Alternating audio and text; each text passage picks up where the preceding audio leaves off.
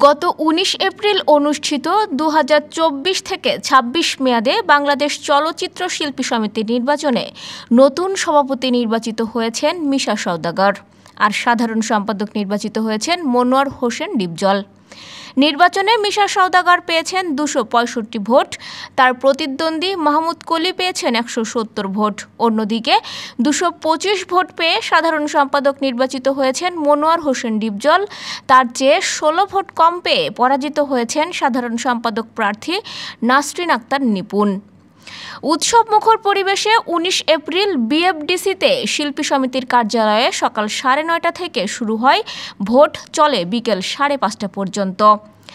ফলাফল ঘোষণার পর বিজয়ী মিশা সওদাগর মনোয়ার হোসেন ডিপজলকে ফুলের মালা পরিয়ে অভিনন্দনও জানিয়েছিলেন পরাজয়ী নিপুণ। কিন্তু নির্বাচনের ২৬ দিন পর এসে বুধবার বাংলাদেশ চলচ্চিত্র শিল্পী সমিতির ২০২৪ থেকে ২৬ মেয়াদের নির্বাচন বাতিল চেয়ে হাইকোর্টে রিট করেছেন নিপুণ।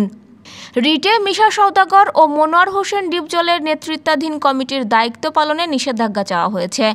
বুধবার বিচারপতি নাইমা হায়দার ও বিচারপতি কাজী জিনাত হকের হাইকোর্ট বেঞ্চে রিট আবেদনটি দায়ের করা হয়। নিপুণের পক্ষে আইনজীবী অ্যাডভোকেট পলাশ চন্দ্র রায় এ রিট করেন। নির্বাচনের রায় ঘোষণার পর সাংবাদিকদের নিপুণ বলেছিলেন, প্রথমেই ধন্যবাদ জানাই ২০২৪ থেকে ২৬ নির্বাচন যারা পরিচালনা করেছেন তাদের। আমার মনে হয় আমার টার্মে থেকে আমি খুব সুন্দর একটি নির্বাচন পরিচালনা করেছি। ডিপজল ভাইয়ের বিপক্ষে মাত্র ১৬ ভোটে হারব সেটা আমি চিন্তাও করিনি। আমি ভেবেছিলাম ডিপজল সাহেবের সঙ্গে আমি যখন দাঁড়াবো খুব বেশি হলে ৫০ ভোট পাবো।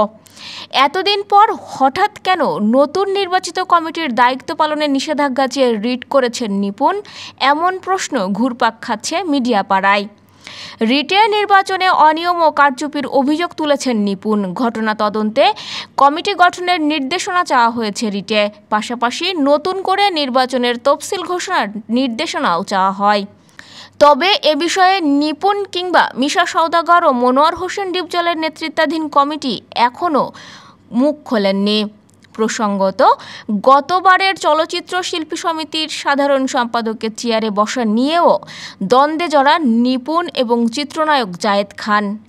একে অপরের বিরুদ্ধে অভিযোগ পাল্টা অভিযোগের পর মামলা গড়ায় আদালত পর্যন্ত।